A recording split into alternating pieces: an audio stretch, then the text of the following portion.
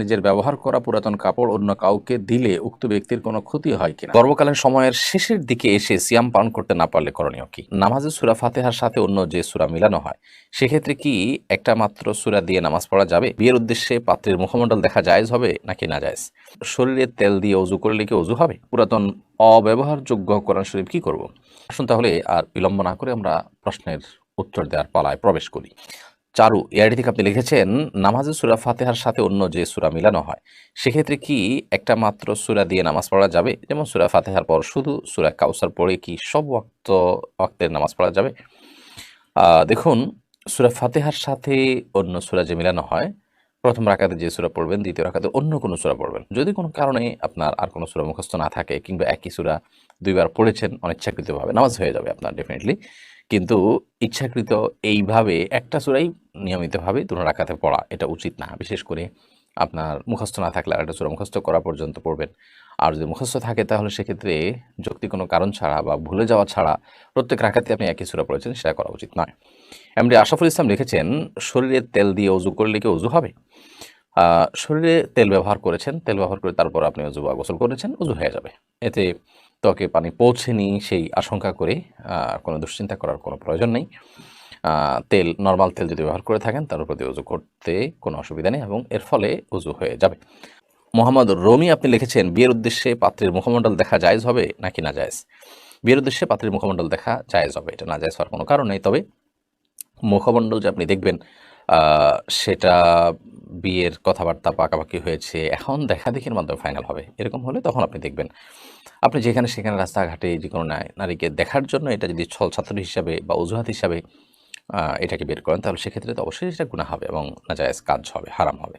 কারণ এটা এক ধরনের চালাকি এবং ছলছাতুরি হবে। বাট এমনিতে মুখমণ্ডল দেখা জায়েজ আছে পাত্রীকে বিয়ে উপলক্ষে এবং একইভাবে পাত্রকে পাত্রী দেখতে পারে। কারণ নবী সাল্লাল্লাহু আলাইহি ওয়াসাল্লাম বলেছেন, এটা হলো আহার আইয়ুদামা বাইনাকুমা, স্বামী-স্ত্রীর মধ্যে সম্প্রীতি তৈরি করতে সহযোগিতা করে বিয়ের আগে একে অন্যকে দেখে নেওয়া। তাছাড়া কোনো ভুল বোঝাবুঝি তৈরি হওয়ার যে রাস্তা সেটি বন্ধ করে দেয় যদি আগে দেখা যায়। পরে আর কোনো অজুহাত থাকে না যে আমি দেখি নাই বা আমি যাই না ইত্যাদি। শাহিন এমডি শাহ আলী আপনি লিখেছেন, ৩৫ থেকে ৪০ বছরের পুরাতন অব্যবহারযোগ্য কোরআন শরীফ কি করব? যদি কোনোভাবে ব্যবহার করার মতো না থাকে, ধরলেই ছিঁড়ে যায়, এরকম হয়ে যায় তাহলে সেই কোরআন আপনি কোনো কবরস্থানে ইত্যাদিতে পুঁতে রাখতে পারেন, দাফন করে রাখতে পারেন কিংবা সমুদ্র, বড় কোনো নদী যেখানে এটা ফেলে দিলে আস্তে, আস্তে পানিতে এটা মিশে যাবে। তো সেটাও আপনি করতে পারেন। কোনো সালাফ অবহিত বা ব্যবহার অযোগ্য কোরআন সাহাবী তাবেঈদের মধ্যে কেউ সেটাকে পুড়িয়েও করেছেন, আপনার শেষ করেছেন। বাট আমাদের সমাজে সাধারণত প্রতিবাদ স্বরূপ বা মানুষের আ মানে মানুষের জেদের বশবর্তী হয়ে বা আ ক্ষোভের কারণে মানুষ সাধারণত আগুন দিয়ে থাকে। তো সেই জায়গা থেকে আমাদের সমাজে এটা না করা উচিত, কারণ ভুল বোঝাবুঝি তৈরি হবে। হাসানুজ্জামান রায়হান আপনি লিখেছেন, সাধ্যের চেয়ে অতিরিক্ত মহারণা না লেখা ছাড়া বিবাহ করা সম্ভব না হলে করণীয় কি? দেখুন, যদি সাধ্যের চাইতে অতিরিক্ত মহর লিখতে হয় তাহলে সেক্ষেত্রে সে মহরটা আপনাকে আদায় করতে হবে। পরবর্তীতে যদি আপনি আদায় করার কোনো স্কোপ না থাকে তাহলে আপনি সেই বিয়েতে সম্মত হবেন না। যদি এরকম বিয়ে করেন তাহলে সেক্ষেত্রে আপনি গুনাহগার হবেন। কারণ আপনি জানেন যে টাকা দিতে পারবেন না, সে টাকা আপনি লিখছেন। তার মানে আপনি হক নষ্ট করবেন, আপনি জানেন। জেনে শুনে কারো হক নষ্ট করার কোনো সুযোগ কিন্তু নেই। এটা স্ত্রীর অধিকার যখন সেটা চূড়ান্ত হয়ে যাবে। এজন্য আ আপনি অবশ্যই সাধ্যের মধ্যে মহারণা লিখবেন। প্রয়োজন অন্যত্র বিয়ে করবেন। সব মেয়ে বা মেয়ের অভিভাবক তো নিশ্চয়ই একরকম নন। বিধায় আ মহারণা এটা কোনো শুধুমাত্র কথার কথা আপনার বলার মতো কোনো বিষয় বা শুধু লেখার জন্য কোনো বিষয় না, বরং সেটি স্ত্রীর অধিকার, তাকে সেটা আদায় করতে হবে। সাকিব হাসান আপনি লিখেছেন, গর্ভকালীন সময়ের শেষের দিকে এসে সিয়াম পালন করতে না পারলে করণীয় কি? সিয়াম পালন করতে না পারার ব্যাখ্যাটা কি? যদি এমন হয় যে গর্ভকালীন সময়ে এমন একটা পরিস্থিতিতে আপনি এসে পৌঁছেছেন যে সিয়াম পালন করতে গেলে গর্ভস্থ সন্তান ক্ষতিগ্রস্ত হতে পারে কিংবা আপনি না খেয়ে কোনোভাবেই টিকতে পারেন না। অনেকে আছেন যে অনবরত বমি করতে থাকেন। আ এরকম কোনো অসুবিধা যদি হয় যে আপনি সিয়াম পালন করার কোনো সক্ষমতা আপনার নেই, তাহলে তো ভিন্ন কথা। আপনি অসুস্থতার কারণে সিয়াম রাখবেন না। এই সিয়ামগুলো পরবর্তীতে আপনাকে রেখে দিতে হবে। কোরআনে কারিমে আল্লাহ তাআলা বলেছেন, ফামান কানা মিনকুম মারিদান আও আলা সাফারিন ফাইদ্দাতুম মিন আইয়ামিন উখরা। তোমাদের মধ্যে যারা অসুস্থ থাকবে আ অথবা সফরে থাকবে তারা অন্য কোনো সময়ে এই রোজাগুলো রেখে দিতে হবে। অতএব সেই হিসেবে এই রোজাগুলো আপনি পরবর্তীতে রেখে দিলে হবে। আর যদি জাস্ট গর্ভের সময় রোজা রাখলে বাচ্চার ক্ষতি হতে পারে, এরকম একটা ঠুনকো অজুহাত কিংবা জাস্ট আশঙ্কা থেকে আপনি এটি করেন, তাহলে সেটা মোটেই ঠিক হবে না। কারণ হলো এই আশঙ্কার কোনো ভ্যালু বা এর কোনো যৌক্তিক ব্যাখ্যা নেই এবং ভ্যালিড কোনো আশঙ্কা এটা না।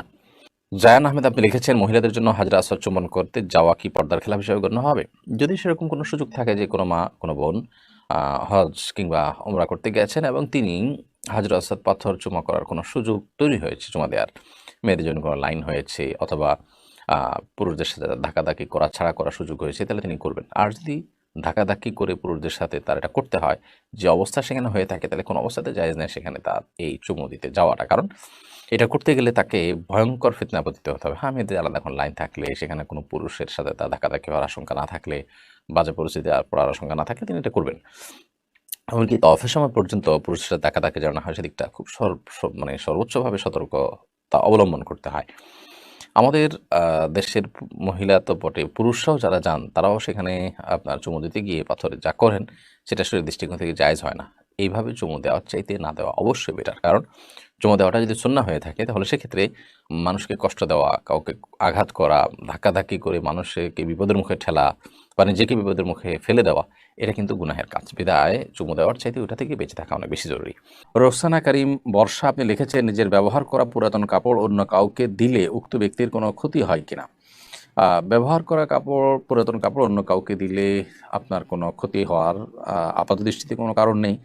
তবে একটা বিষয় আছে, সেটা হলো যে ব্ল্যাক ম্যাজিক করার ক্ষেত্রে অনেক সময় মানুষের ব্যবহৃত কাপড় বা শরীরের চুলের অংশ এগুলো অনেক সময় ব্যবহার করা হয়। অতএব আপনি কোনো গরিব মানুষকে দিয়ে দিলেন, তিনি পড়লেন, তার জন্য পড়াতে কোনো অসুবিধা নেই। কিন্তু যদি এমন হয় যে কেউ এটা দিয়ে ব্ল্যাক ম্যাজিকের কাজে, সেহেরের কাজে যদি ব্যবহার করতে পারে, সে আশঙ্কা থাকে, তাহলে সেটা অ্যাভয়েড করা দরকার। সেটা আপনার নিজের সেফটির জন্য, যদি এরকম ব্যক্তি হয় যাকে নিয়ে আপনার সন্দেহ হয়।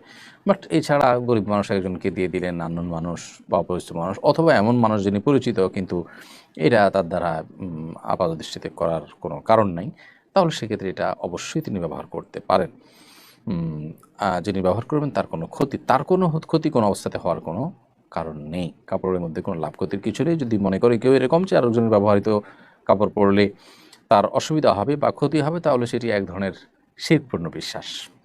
মোহাম্মদ রিপন আপনি লিখেছেন, আমি একদিন একজন রোগীকে রক্ত দিয়েছিলাম। আমার মা বাবা জানতে পেরে আমাকে একটু বকাবকি করেন, আর কোনোদিন রক্ত দিতে নিষেধ করেন। এখন আমি কি তাদের নিষেধাজ্ঞা অমান্য করে রক্ত দিতে পারবো? রক্ত দিলে আপনার ক্ষতি হবে এমনটি মনে করে তারা আপনাকে নিষেধ করেছে নিশ্চয়ই। বিধায় তাদেরকে যদি জিনিসটা সুন্দর করে বোঝানো যায় রক্ত দেওয়ার উপকারিতা, তাহলে সেক্ষেত্রে তারা আশা করি আপনাকে নিষেধ করবেন না।